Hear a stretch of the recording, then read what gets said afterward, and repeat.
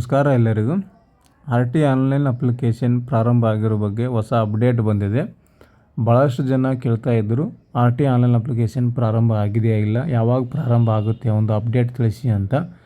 So ಇವತ್ತಿನ ಒಂದು ಅಪ್ಡೇಟ್ನಲ್ಲಿ ಈ ಒಂದು RT ಆನ್ಲೈನ್ ಅಪ್ಲಿಕೇಶನ್ ಪ್ರಾರಂಭ ಆಗೋ ಬಗ್ಗೆ ಮತ್ತು ಕೊನೆಯ ದಿನಾಂಕ ಮತ್ತು ಫಸ್ಟ್ ರೌಂಡು ಮತ್ತು ಸೆಕೆಂಡ್ ರೌಂಡ್ ಸೀಟ್ ಹಂಚಿಕೆ ಯಾವ ದಿನಾಂಕ ಮಾಡ್ತಾರೆ ಅಂತ ಈ ವಿಡಿಯೋದಲ್ಲಿ ಸಂಪೂರ್ಣವಾದ ಮಾಹಿತಿಯನ್ನು ಕೊಡ್ತಾ ಹೋಗ್ತೀನಿ. ವಿಡಿಯೋನ ಪೂರ್ತಿಯಾಗಿ ಎಲ್ಲೂ ಕೂಡ ಸ್ಕಿಪ್ ಮಾಡಿದೆ ನೋಡಿ, ಅರ್ಥ ಆಗುತ್ತೆ.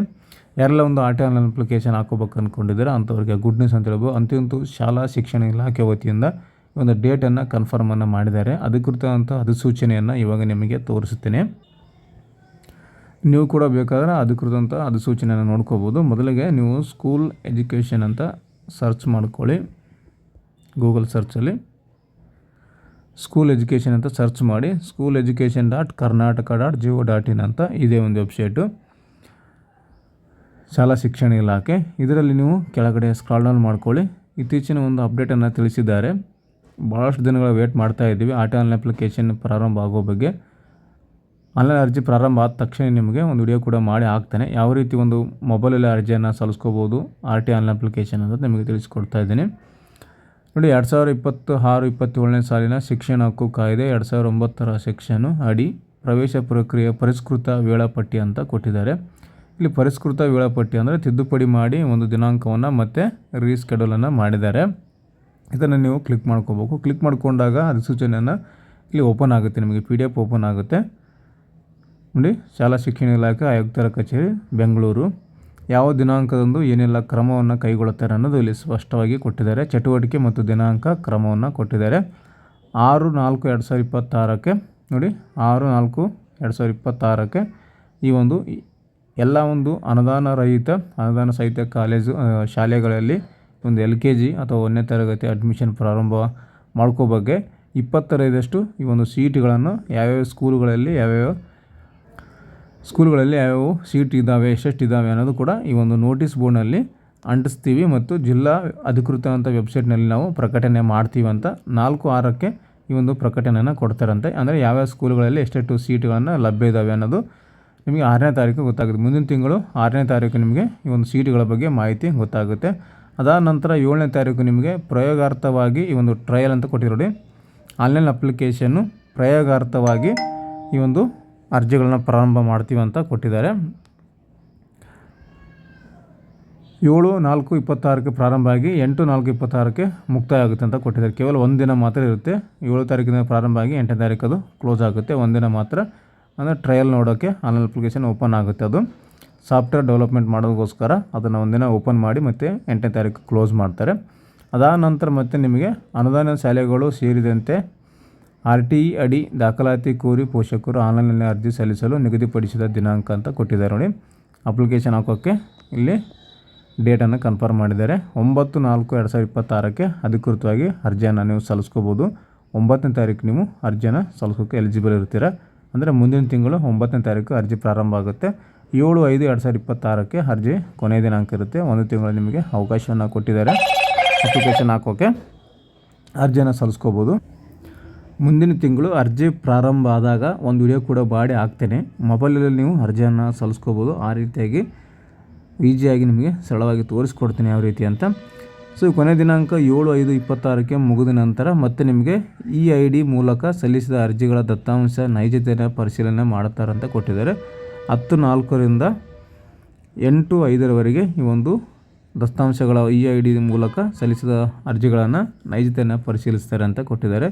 ಮತ್ತು ವಿಶೇಷ ಪ್ರವರ್ಗಗಳು ಮತ್ತು ಕ್ರಮಬದ್ಧವಲ್ಲದ ಅರ್ಜಿಗಳ ಪರಿಶೀಲನೆ 10/4/26ರಿಂದ 8/5/26 ಈ ಒಂದು ವಿಶೇಷ ಪ್ರವರ್ಗಗಳು ಮತ್ತು ಕ್ರಮಬದ್ಧವಲ್ಲದ ಅರ್ಜಿಗಳನ್ನು ಪರಿಶೀಲನೆ ಮಾಡ್ತಾರೆ. ಯಾರೆಲ್ಲ ಒಂದು ತಪ್ಪು ಮಾಹಿತಿಯನ್ನು ಹಾಕಿರ್ತಾರಲ್ಲ ಅಂಥ ಅರ್ಜಿಗಳನ್ನು ರಿಜೆಕ್ಟ್ ಮಾಡ್ತಾರೆ.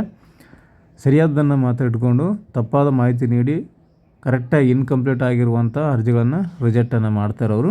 ಅದಾದ ನಂತರ ಲಾಟ್ರಿ ಪ್ರಕ್ರಿಯೆಗೆ ಅರ್ಹ ಅಭ್ಯರ್ಥಿಗಳ ಪಟ್ಟಿ ಪ್ರಕಟಣೆಯನ್ನು ಮಾಡ್ತಾರಂತೆ. ಲಾಟ್ರಿ ಮೂಲಕ ಈ ಒಂದು ಆಯ್ಕೆಯನ್ನು ಮಾಡಲಾಗುತ್ತೆ. ಈ ಒಂದು ಲಾಟ್ರಿ ಪ್ರಕ್ರಿಯೆ ಮಾಡುವುದು 12/5/26 ಒಂದು ಲಾಟ್ರಿ ಪ್ರಕ್ರಿಯೆ ಪಟ್ಟಿನ ಸಿದ್ಧಪಡಿಸ್ತಾರೆ ಅಂತೆ. ಅದಾದ ನಂತರ ಆನ್ಲೈನ್ ಲಾಟ್ರಿ ಮೂಲಕ ಮೊದಲ ಸುತ್ತಿನ ಸೀಟ್ ಹಂಚಿಕೆ ಮಾಡೋದು 16/5/2026 ಒಂದು ಮೊದಲನ ಸುತ್ತಿನ ಒಂದು ಸೀಟ್ ಹಂಚಿಕೆಯನ್ನು ಮಾಡ್ತಾರೆ. ಫಸ್ಟ್ ರೌಂಡು ಸೀಟ್ ಅಲಾಟ್ಮೆಂಟ್ ಆಗೋದು 16/5/2026ಕ್ಕೆ ಒಂದು RT ಅಪ್ಲಿಕೇಶನ್ಗಳ ಫಸ್ಟ್ ರೌಂಡು ಸೀಟ್ ಅಲಾಟ್ಮೆಂಟ್ ಆಗುತ್ತೆ. ನಿಮಗೆ ಮೊದಲ ಸುತ್ತಿನ ಆಯ್ಕೆ 16/5ಕ್ಕೆ ಆಗುತ್ತೆ. ಅದು ಕೂಡ ಆನ್ಲೈನ್ ಗೊತ್ತಾಗುತ್ತೆ. ಸೀಟ್ ಹಂಚಿಕೆ ಮಾಡಿರೋ ಬಗ್ಗೆ ಲಾಟ್ರಿ ಮುಖಾಂತರ ಈ ಒಂದು ಸೀಟನ್ನು ಹಂಚಿಕೆ ಮಾಡ್ತಾ ಇರುತ್ತೆ. ಶಾಲಾ ದಾಖಲಾತಿ ಪ್ರಾರಂಭ ಆಗುತ್ತೆ 16ಕ್ಕೆ. ನಿಮಗೆ ಲಾಟ್ರಿ ಮುಖಾಂತರ ಸೀಟ್ ಹಂಚಿಕೆ ಮಾಡ್ತಾರೆ. ಸೀಟ್ ಹಂಚಿಕೆ ಮಾಡಿದ ನಂತರ ನಿಮಗೆ ವೆಬ್ಸೈಟಲ್ಲಿ ಲಿಸ್ಟನ್ನು ಬಿಡ್ತಾರೆ. ಮೊದಲನೇ ರೌಂಡ್ನಲ್ಲಿ ಯಾರ್ಯಾರು ಸೆಲೆಕ್ಟ್ ಆಗಿದ್ದೀರಾ ಅವರನ್ನು ಹೆಸರನ್ನು ಬಿಡ್ತಾರೆ. ಅದನ್ನು ನೋಡಿಕೊಂಡು ನೀವು 18 ತಾರೀಕಿಗೆ ಅಂದರೆ ಸೀಟ್ ಅಲಾಟ್ಮೆಂಟ್ ಆದ 2 ದಿನದ ನಂತರನೇ ನೀವು ಈ ಒಂದು RT ಅಪ್ಲಿಕೇಶನ್ ಹಾಕಿದವರು ಸೆಲೆಕ್ಟ್ ಆದವರು ನಿಮ್ಮ ಒಂದು ಸಂಬಂಧಿಸಿದ ಅಂದರೆ ನೀವು ಯಾವ ಒಂದು ಸ್ಕೂಲಿಗೆ ಆಯ್ಕೆ ಆಗಿದ್ದೀರಾ ಆ ಒಂದು ಸ್ಕೂಲಿಗೆ ಹೋಗಿ ನೀವು ಇಮಿಡಿಯೇಟ್ಲಾಗಿ ನೀವು ಶಾಲಾ ದಾಖಲಾತಿಯನ್ನು ಮಾಡ್ಕೋಬೋದು. 18/5ರಿಂದ ಶಾಲಾ ದಾಖಲಾತಿ ಪ್ರಾರಂಭ ಆಗುತ್ತೆ. 18/5ರಿಂದ ಪ್ರಾರಂಭ ಆಗಿ 1/6/2026ವರೆಗೆ ನೀವು ಅಡ್ಮಿಷನ್ ಮಾಡ್ಕೋಕ್ಕೆ ಅವಕಾಶವನ್ನು ಕೊಟ್ಟಿರೋಡಿ. 1/6ವರೆಗೆ ಅಡ್ಮಿಷನನ್ನು ಮಾಡ್ಕೋಬೋದು. ಅದಾದ ನಂತರ ಶಾಲೆಗಳಲ್ಲಿ ದಾಖಲಾದ ಮೊದಲ ಸುತ್ತಿನ ಮಕ್ಕಳ ವಿವರಗಳನ್ನು ತಂತ್ರಾಂಶದಲ್ಲಿ ಅಪ್ಲೋಡ್ ಮಾಡುವಂತ ಕೊಟ್ಟಿದ್ದಾರೆ. ಫಸ್ಟ್ ರೌಂಡಲ್ಲಿ ಯಾರು ಸೆಲೆಕ್ಟ್ ಆಗಿರ್ತಾರೋ ಆ ಒಂದು ಮಕ್ಕಳ ಒಂದು ಡಾಟಾವನ್ನು ಶಾಲೆಯಲ್ಲಿ ಅಪ್ಲೋಡ್ ಮಾಡುವುದು ಪ್ರಕ್ರಿಯೆ ಯಾವಾಗ ನಡೀತಪ್ಪ ಅಂದರೆ 18/5ರಿಂದ ಪ್ರಾರಂಭ ಆಗಿ 1/6/26ವರೆಗೆ ಈ ಒಂದು ಅವರ ಒಂದು ಡಾಟಾವನ್ನು ಅಪ್ಲೋಡ್ ಮಾಡೋದು ಪ್ರೊಸೆಸ್ ನಡೆಯುತ್ತೆ. ಅದಾದ ನಂತರ ಆನ್ಲೈನ್ ಲಾಟ್ರಿ ಮೂಲಕ 2ನೇ ಸುತ್ತಿನ ಸೀಟು ಹಂಚಿಕೆ ಅಂತ ಕೊಟ್ಟಿದ್ದಾರೆ.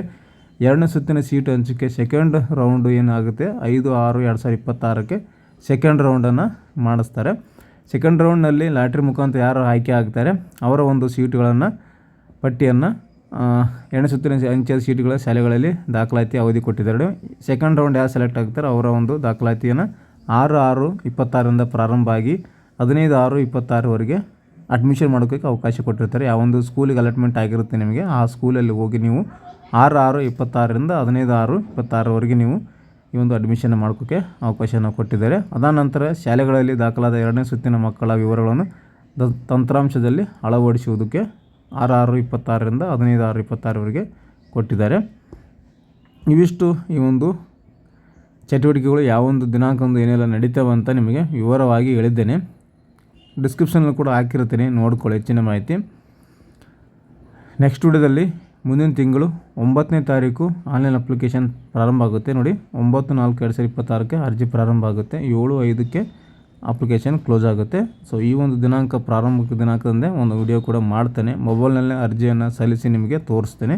ನೀವೇ ನಿಮ್ಮ ಮೊಬೈಲಲ್ಲೇ ಅರ್ಜಿಯನ್ನು ಸಲ್ಲಿಸ್ಕೋಬೋದು. ಆ ರೀತಿಯಾಗಿ ಹಾಕಿ ನಿಮಗೆ ತೋರಿಸ್ತೀನಿ. ಕಳೆದ ವರ್ಷ ಒಂದು ಕೂಡ ಮಾಡಿದ್ದೆ, ಆ ಒಂದು ವಿಡಿಯೋದ ಲಿಂಕನ್ನು ಡಿಸ್ಕ್ರಿಪ್ಷನ್ ಕೂಡ ಹಾಕಿರ್ತೀನಿ. ಆ ವಿಡಿಯೋ ನೋಡಿಕೊಂಡು ಅಪ್ಲೈನ ಮಾಡ್ಕೋಕ್ಕೆ ನಿಮಗೆ ಈಸಿ ಆಗುತ್ತೆ. ಪ್ರತಿ ವರ್ಷ ಒಂದು ಸ್ವಲ್ಪ ಏನಾದರೂ ಚೇಂಜಸನ್ನು ಮಾಡಿರ್ತಾರೆ ಅಪ್ಲಿಕೇಶನಲ್ಲಿ. ಅಪ್ಲಿಕೇಶನ್ ಹಾಕುವಾಗ ತುಂಬ ಕೇರ್ಫುಲ್ಲಾಗಿ ನೋಡಿಕೊಂಡು ತಿಳ್ಕೊಂಡು ಹಾಕಬೇಕು. ಏನಾದರೂ ಮಿಸ್ಟೇಕ್ ಮಾಡಿದರೆ ನಿಮಗೆ ತೊಂದರೆ ಆಗುತ್ತೆ ಮುಂದೆ. ಹಾಗಾಗಿ ತುಂಬ ಕೇರ್ಫುಲ್ಲಾಗಿ ನಿಧಾನವಾಗಿ ಅರ್ಥ ಮಾಡಿಕೊಂಡು ಅಪ್ಲಿಕೇಶನನ್ನು ಹಾಕೋಬೇಕು. ಸ್ನೇಹಿತರೆ, ಇದಿಷ್ಟು ಈ ಒಂದು RT ಆನ್ಲೈನ್ ಅಪ್ಲಿಕೇಶನ್ ಪ್ರಾರಂಭ ಆಗೋ ಬಗ್ಗೆ ದಿನಾಂಕಗಳನ್ನು ತಿಳಿಸ್ಕೊಟ್ಟಿದ್ದೀನಿ. ಈ ಒಂದು ಮಾಹಿತಿ ನಿಮಗೆ ಉಪಯುಕ್ತ ಆಗಿದೆ ಅಂತ ಅಂದ್ಕೊತೀನಿ. ಉಪಯುಕ್ತ ಆಗಿದ್ದರೆ ಏನಾದರೂ ಕ್ವಶನ್ ಕೇಳೋದಿದ್ದರೆ ಡೌಟ್ಸ್ಗಳಿದ್ದರೆ ಕಮೆಂಟ್ ಮಾಡಿ, ಕಮೆಂಟಲ್ಲಿ ನಿಮಗೆ ಉತ್ತರವನ್ನು ಕೊಡ್ತೀನಿ ಅಂತ ಹೇಳಿ, ಹಾಗೂ ಇತರರಿಗೆ ವಿಡಿಯೋನ ಶೇರ್ ಮಾಡಿ. ಯಾರೆಲ್ಲ ಒಂದು RT ಅಪ್ಲಿಕೇಶನ್ ಹಾಕೋಬೇಕು ಅಂದ್ಕೊಂಡಿರ್ತಾರೆ ಅಂಥವ್ರಿಗೆ ಶೇರ್ ಮಾಡಿ, ಅವ್ರಿಗೂ ಕೂಡ ಉಪಯುಕ್ತ ಆಗುತ್ತೆ ಅಂತ ಹೇಳ್ತಾ ಥ್ಯಾಂಕ್ಸ್ ಫಾರ್ ದ ವಾಚಿಂಗ್.